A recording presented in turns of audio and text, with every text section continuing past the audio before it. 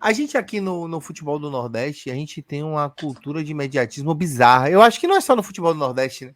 Eu acho que isso é no futebol do Brasil inteiro. E eu tava no Madrugaço essa semana, teve um Madrugaço no canal do PUC, ele me chamou, e aí eu pedi para fazer um comparativo simples com a 24ª rodada, Antônio Jacques, do Brasileiro do ano passado. E com a 24ª rodada do Brasileiro desse ano. E aí eu trago uma surpresa. Em 24 jogos, a gente tinha pouco mais de 15 ou 16 pontos, 17 pontos, e estávamos na zona de rebaixamento, com a quarta pior defesa do campeonato e em queda iminente.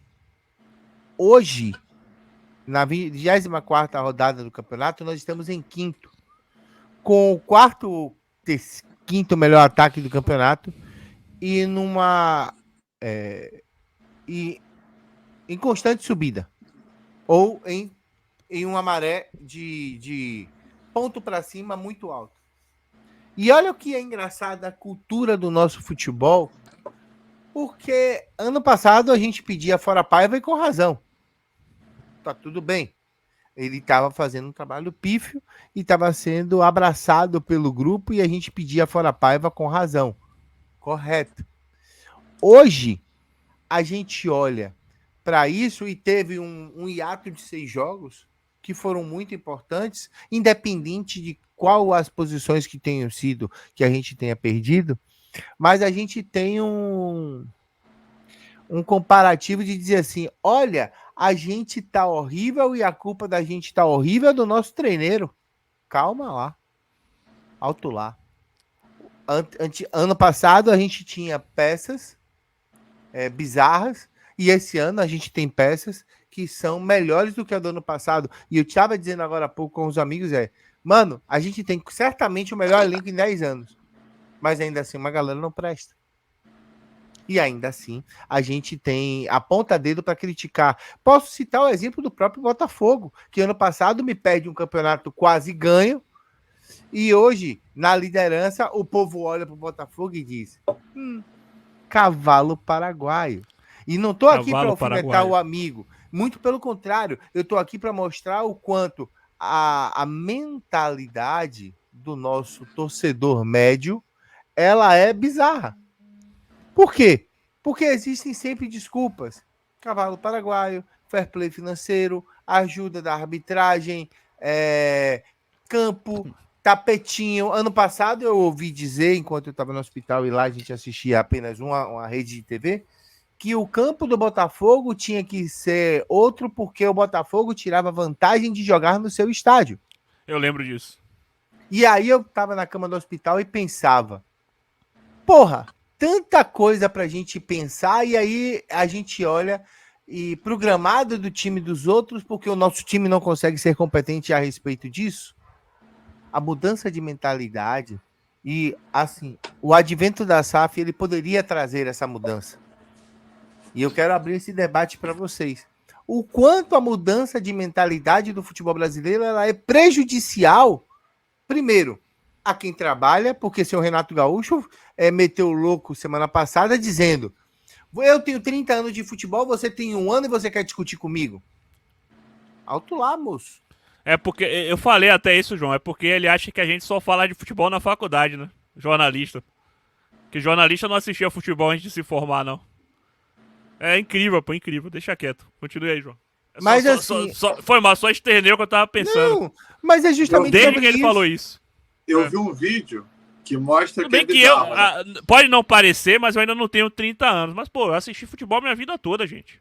Pô, eu vi um vídeo que basicamente é sobre isso que vocês falaram.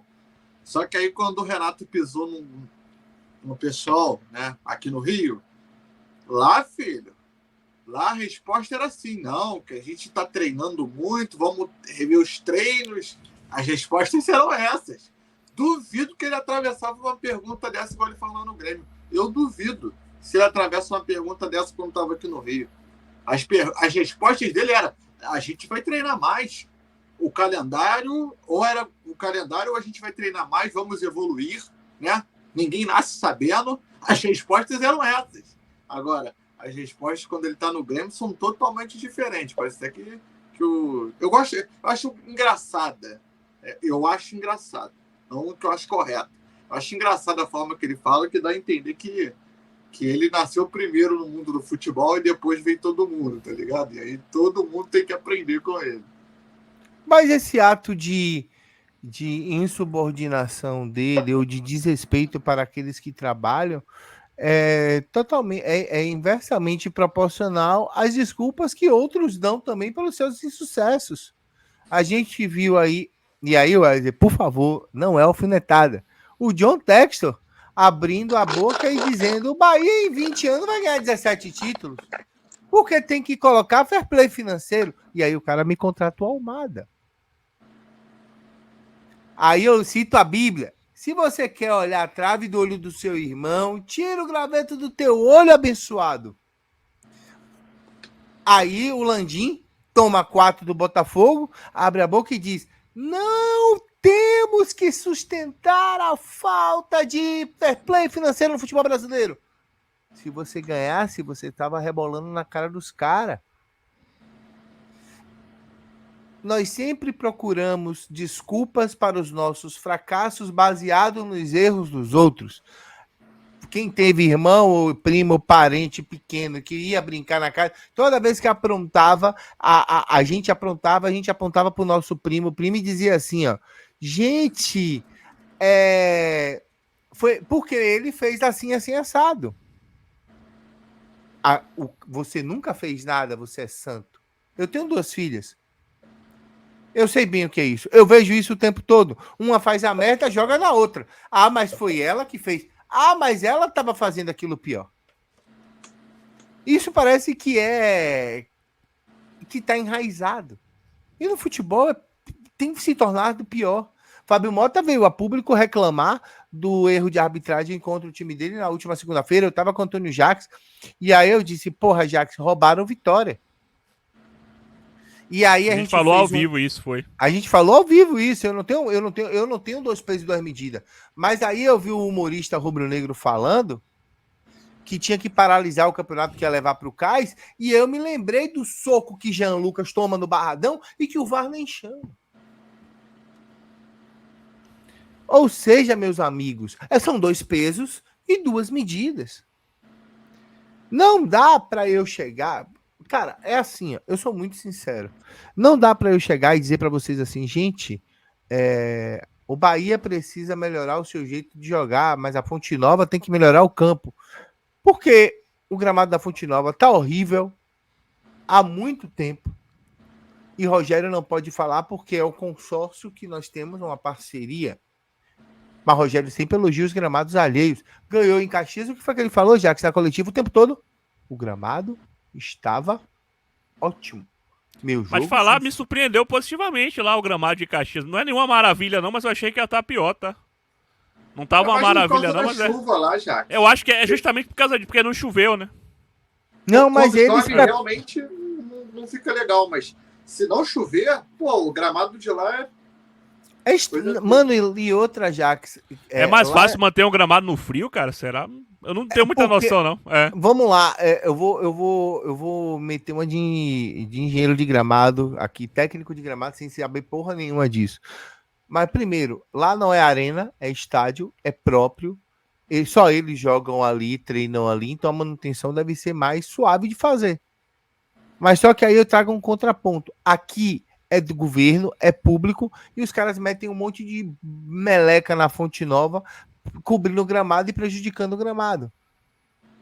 E não usam as melhores práticas. O que seriam, João, melhores práticas? Se você tem um gramado 18, 19, 20, 21 e 22 que funciona bem, o gramado tá ok, tá funcionando direitinho, e aí você pega e mantém isso, para que você vai trocar para um outro tipo de gramado para poder as coisas não funcionarem tão bem? É nítido e notório que o gramado da arena não funciona bem porque fizeram alguma mudança. Ponto. Ah, mas era para melhorar. Mas não melhorou. Piorou. Volta porque estava antes. Mas eu queria deixar para vocês aí o debate. Por que hoje não se bate no peito e não se assume a culpa? Porque sempre a culpa é do outro.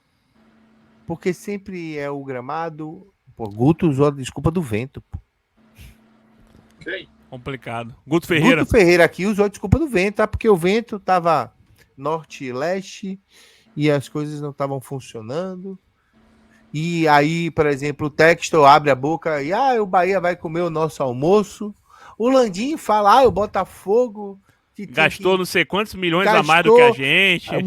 E não pode, porque só quem pode gastar os milhões são a gente, fora a arbitragem. Eu quero abrir esse debate para A verba vocês. pra arbitragem deixa um pouco pior pra eles a coisa, né? Primeiro convidado, né, João? Joga. Primeiro carioca, fala aí, irmão. Cara, eu acho muito complicado essas situações e elas acabam divergindo em alguns momentos, porque tem coisas que são bizarras, né? Em relação à arbitragem, eu prefiro até deixar em off que eu não tenho condição nem advogado no momento para isso. O dinheiro que eu tinha, eu já investi ele todo.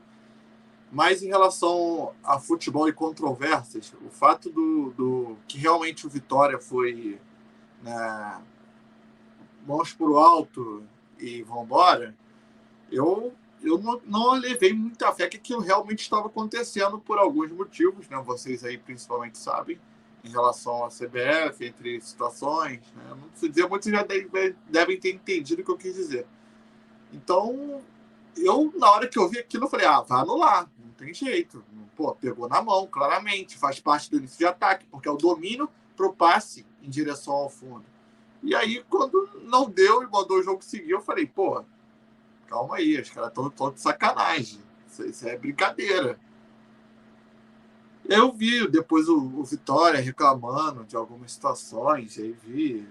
Mas bizarro. Porque ninguém quer, na verdade, talvez sobre a arbitragem em si, tem algumas pessoas querendo resolver, mas outras estão esperando a onda bater, tá ligado? A onda bateu no popote, aí a pessoa vai lá e reclama. Não, que não Popote perdeu pro Curitiba, inclusive. Estão pedindo a cabeça de Guto pra lá. Mas continue.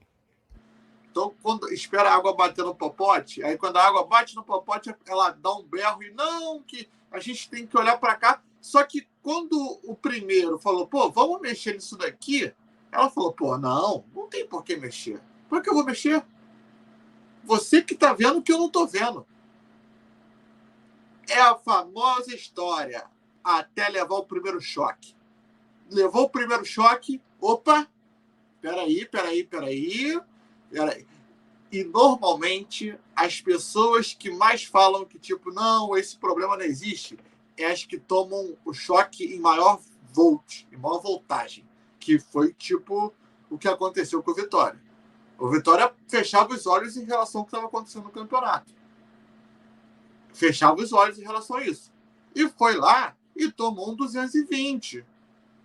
E, filho, e agora tá espetando todo, tá soltando raio para Deus e o mundo, né? Que vai lá, que vai aqui, que ali. Então, cara, eu acho muito complicado. Porque eu acho que tem pessoas tentando resolver, querendo resolver. Mas tem outras pessoas que não acham necessário resolver porque vai envolver isso aqui. Porque a partir do momento que envolve isso aqui, é um para o lado, um para a direita, até na vida, tá? Falou nisso daqui, fudeu, mano. O nego se espanta, berra, pula um pro lado, pula um pro outro. Não é comigo, não consigo fazer. Foda. Então, tipo assim, tem clubes que isso vai demandar um financeiro um pouco maior, né, em relação à questão de especialização dos árbitros, questão de VAR, que tem clubes que não querem fazer isso. E que acham que não é necessário, porque acreditam que o trabalho está sendo razoável. Só que na primeira espetada que ele toma, ele acha que, peraí, acabou o mundo, vamos parar tudo. E não é bem assim. E não é bem assim que a banda toca. Existem outros problemas. Vai lá, Jax. Tá mudo. Legal é 30 anos de curso e mutado, né? Cadê a bandoleira? Cadê a bandoleira? Foi mal, gente, foi mal. Eu falei com o Wesley já algumas vezes no off, né? Que eu me pergunto se Textor falaria alguma coisa se o Botafogo tivesse conquistado o título no ano passado. Mas cada vez mais, cara, quando eu vejo alguns tipos de erro de arbitragem que acontece, eu acho que o debate que ele instalou aqui é válido, tá? Há algum tempo já eu venho cobrando que a arbitragem seja profissionalizada no Brasil. A gente não pode ter, com todo o respeito do mundo, aos árbitros que têm esse segundo emprego, a gente não pode ter um cara que apita um jogo no domingo e na segunda tá dando aula de educação física, até porque ele não vai focar no trabalho dele como árbitro, não é o trabalho primordial dele. E a gente vê erro atrás de erro, cara, né? São as mesmas caras, são figurinhas carimbadas, os erros são os mesmos.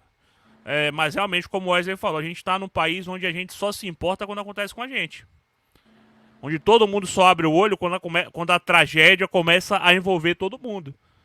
Realmente, percebia no Vitória uma fechada de olho em relação à arbitragem, porque não tinha acontecido com eles. No jogo do Corinthians eles reclamaram e pararam. Nesse jogo do Cruzeiro, que foi mais escrachado, aí você vê uma reação maior de Fábio Mota. Aí você vê as coisas acontecendo com mais facilidade, com mais tranquilidade. Aí você vê Fábio Mota aproveitando essa reunião que vai ter para pedir profissionalização dos árbitros. Mas, cara, se a gente quer mudar a arbitragem de alguma forma, se a gente quer mudar o nível da arbitragem brasileira, precisa que se seja uma união geral. Não adianta eu só reclamar da arbitragem quando a arbitragem erra contra mim. Esse erro mesmo do Vitória, cara, era pra reunir todo mundo e falar, não, a gente tem que ver aqui o que tá errado, a gente tem que evoluir essa arbitragem, tem que chamar todo mundo, tem que fazer um curso, tem que profissionalizar essa galera, porque não dá, cara, tá muito escrachado. Desde o juiz não sabendo contar, até o juiz já não sabendo mais o que é mão e o que não é, cara. Pô, isso me irrita já no nível. E outra, se me permite o Jax fazer com certeza no comentário, gente, tem árbitro que tá pegando 1.800 por jogo, tá? É o básico, árbitro, é o mínimo do mínimo, 1.800 por jogo. No mínimo, ele é escalado 4 vezes, tá? No mês. No mínimo, a gente está falando de 4.000, aí pega aí 800, 4 vezes 8, 30, que são 4 vezes 800, né? 4 vezes 8, 32. A gente está falando de um salário de R$ 7.200. Não é um salário baixo, pelas questões que o Brasil tem, tá? Cara, um salário mesmo que tipo assim, pô, com 7 mil hoje, pô, de repente você tem um aluguel, pá, você vai ter uma vida bem leve. Não estou dizendo que o árbitro ele não pode ter uma vida melhor que essa. Mas, igual, o Daronco veio e falou assim, não, eu acho que cada árbitro, que para arbitragem, seria em questão de jogo e 10% da fatia da renda de cada jogo deveria ser dividida entre os árbitros. Só que aí, ao mesmo tempo, não tem como o Daronco vir dar essa ideia numa parada que bate 4 milhões. Entendeu? Que aí a gente está falando aí de 400 mil, 10%. Entendeu? A gente está falando de 400 mil. Se eu vou dividir 400 mil para uma equipe que tem, né? Antes era equipe de jogo, não tinha essa situação toda do VAR. Mas vou incluir hoje com o VAR, tem 10 pessoas trabalhando. Vamos botar que não vai ser divisão igual. A gente sabe muito bem como é que vai funcionar. Quem vai, a pirâmide que vai puxar. A gente sabe que a pirâmide que vai puxar mais, a pirâmide que vai puxar menos. O mínimo nessa história toda aí seria de 40 mil para cada um. Na minha humilde opinião, o salário do árbitro não pode ser 40 mil por um jogo, 15 no outro. E o árbitro que for apitar uma Série B, que a renda for 10 mil, aí vai dividir R$ 1.000 para 10 pessoas, entendeu? Eu acho que tinha que ter um valor fixo, igual tem hoje, só que um pouco elevado.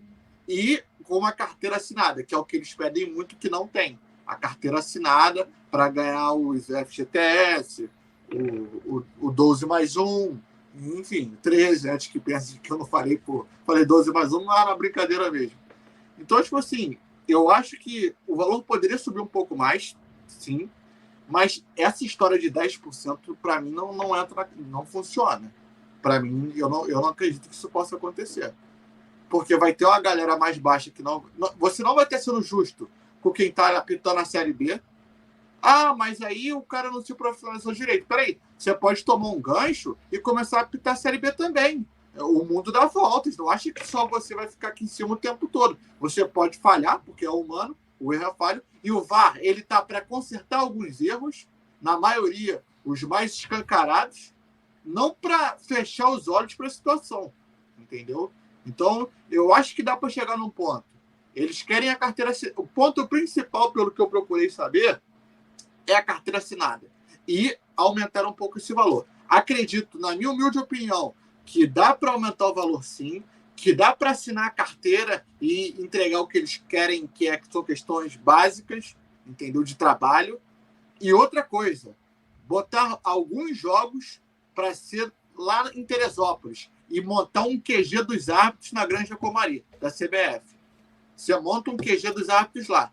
Bota todo mundo para trabalhar lá, ficar treinando, porque o árbitro, com todo respeito, tem árbitro de Série A que está acima do peso. Ele não tá...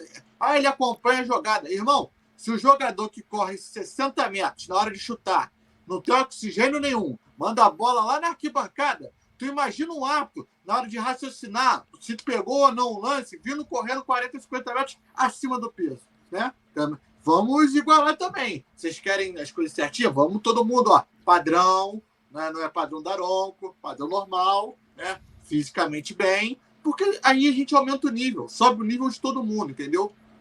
É isso que eu queria falar.